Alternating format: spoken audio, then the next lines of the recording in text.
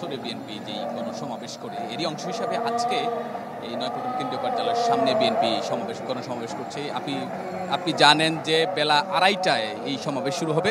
সমাবেশ শুরু হতে প্রায় আরও 2.5 ঘন্টা বাকি আছে, কিন্তু এখনই বিএনপি নেতাকর্মী যারা আছেন তারা বিভিন্ন ঢাকা সহ ঢাকার আশপাশের যে নেতাকর্মীরা আছেন, জেলা, মহানগর এবং উপজেলা এবং বিভিন্ন ইউনিটের নেতাকর্মী যারা আছেন তারা এখানে বিভিন্ন মিছিল নিয়ে উপস্থিত হচ্ছেন। তারা স্লোগান দিচ্ছেন, তারা বলছেন তারা যে ছাত্র জনতা বিপ্লবের মধ্য দিয়ে যে বিজয় অর্জিত হয়েছে এই বিজয়ের সুফল ধরে রাখার জন্য তারা তাদের যে গণতান্ত্রিক আন্দোলন, গণতান্ত্রিক কার্যক্রম তারা সেটা চালিয়ে যাবেন। আজকে আপনি জানেন যে বেলা 2:30টায় এই গণসমাবেশ শুরু হবে। এই সমাবেশে বিএনপির ভারপ্রাপ্ত চেয়ারম্যান তারেক রহমান এখানে প্রধান অতিথি হিসেবে ভার্চুয়াল বক্তব্য রাখবেন। তিনি যুক্তরাজ্যের লন্ডন থেকে ভার্চুয়ালি অংশ নেবেন এখানে।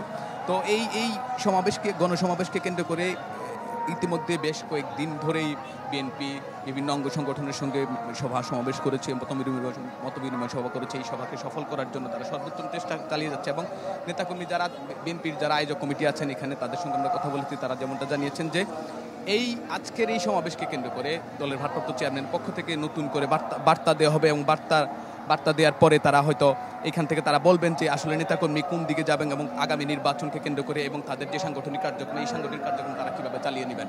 পাশাপাশি বিএনপি মহাসচিব মির্জা ফখরুল ইসলাম আলমগীর এখানে এই আজকের যে এই সমাবেশে সভাপতিত্ব করবেন। সমাবেশ থেকে বিএনপির নেতাকর্মীদের উদ্দেশ্যে তারেক রহমান নতুন বার্তা দিবেন বলে আয়োজক কমিটি জানিয়েছেন। ইমা, বাবলু, আপনাকে অসংখ্য ধন্যবাদ। আরএফএল ওয়্যারড্রপ, প্রিয় সব পোশাক যত্নে থাকবে আরএফএল ওয়্যারড্রপে।